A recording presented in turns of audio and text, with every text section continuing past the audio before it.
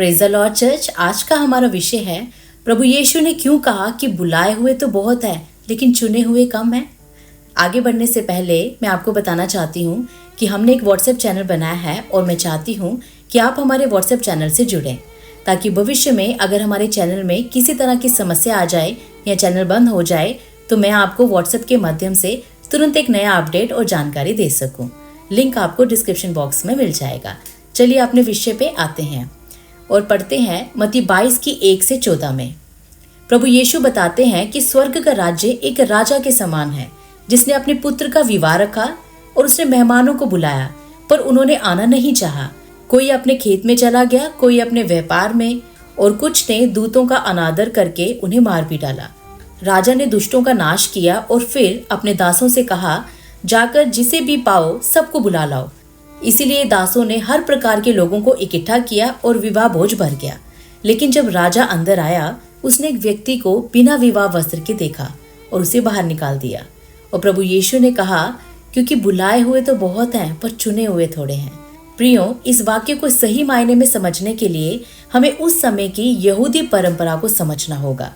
जब प्रभु यीशु मसीह कहते हैं बुलाए हुए तो बहुत हैं पर चुने हुए कम, तो वह कोई सिद्धांत या परमेश्वर की इच्छा नहीं बता रहे थे, बल्कि प्रभु यीशु मसीह उस समय के इजराइल के लोगों, खासकर उनके धर्म नेताओं की ओर इशारा कर रहे थे, जो खुद को तो चुना हुआ समझते थे पर उनके दिल आज्ञाकारिता और परमेश्वर के सच्चे प्रेम से बहुत दूर थे।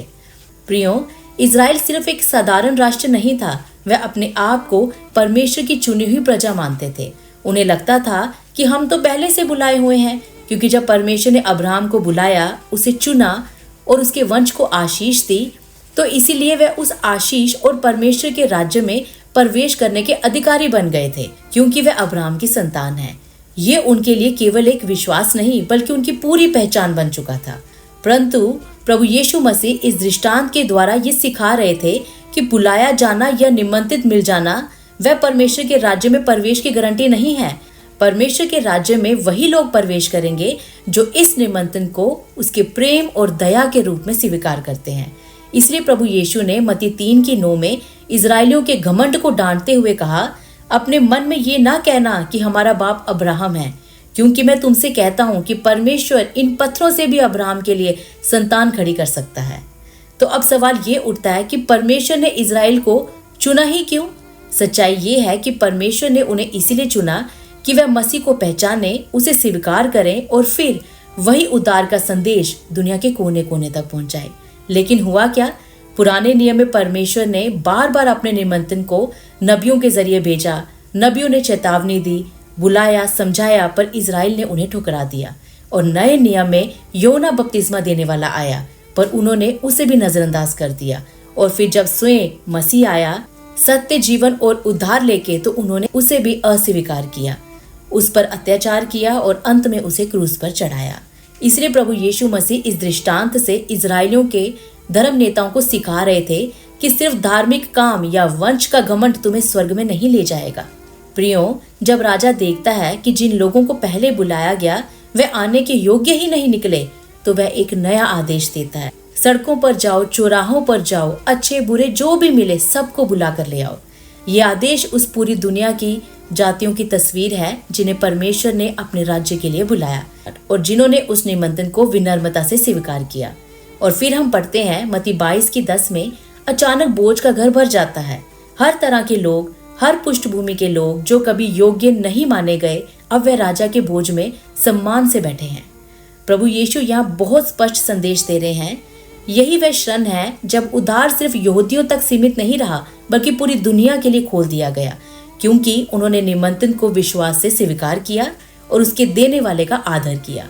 लेकिन कहानी यहाँ खत्म नहीं होती।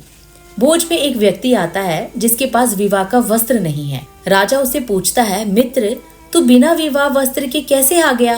वह चुप रहता है और उसे बाहर निकाल दिया जाता है।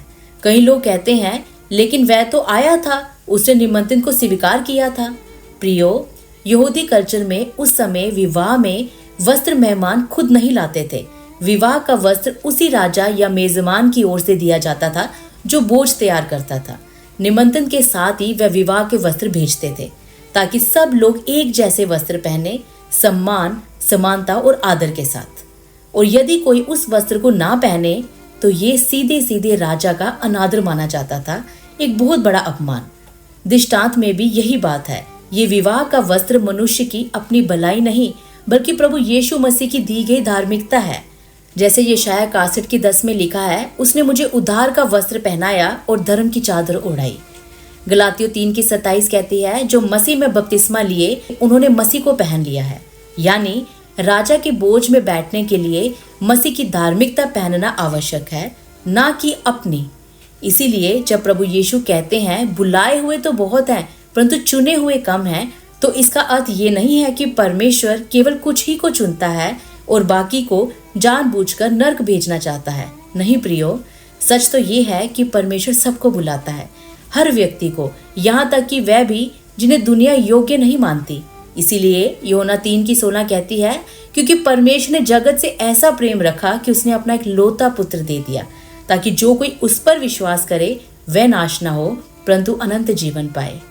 तो प्रियो, ये बुलावा पूरी दुनिया के लिए था, ना कि केवल किसी खास वर्ग के लिए। तो आइए अब देखते हैं कि चुने हुए कौन हैं। चुने हुए वह हैं जो इस बुलावे पर सच्चे मन से प्रतिक्रिया देते हैं, जो मसीह को अपना उद्धारकर्ता मानते हैं और जो अपनी धार्मिकता नहीं बल्कि प्रभु यीशु मसीह की धार्मिकता पहनकर परमेश्वर के सामने आते हैं। तो फिर सवाल आता है, अगर परमेश्वर बुलाता है तो कुछ लोग इनकार क्यों करते हैं? क्योंकि बुलावा अनुग्रह है, पर स्वीकार करना आपके हृदय का निर्णय है।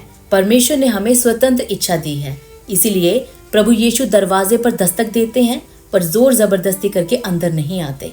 जैसा प्रकाशित वाक्य 3 की 20 में लिखा है, देख मैं द्वार पर खड़ा खटखटाता हूँ।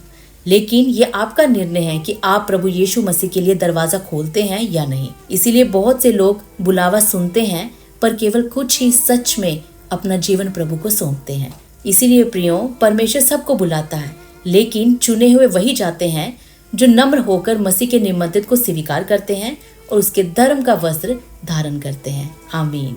बहुत से भाई बहन मुझसे पूछते हैं कि मैं कौन सी बाइबल स्टडीज या बाइबल कमेंट्रीज पढ़ती हूँ। इसीलिए मैंने कुछ अच्छी बाइबल्स और बाइबल कमेंट्रीज को डिस्क्रिप्शन बॉक्स में डाल दिया है, आप जाकर वहां पर देख सकते हैं। जय मसीह की।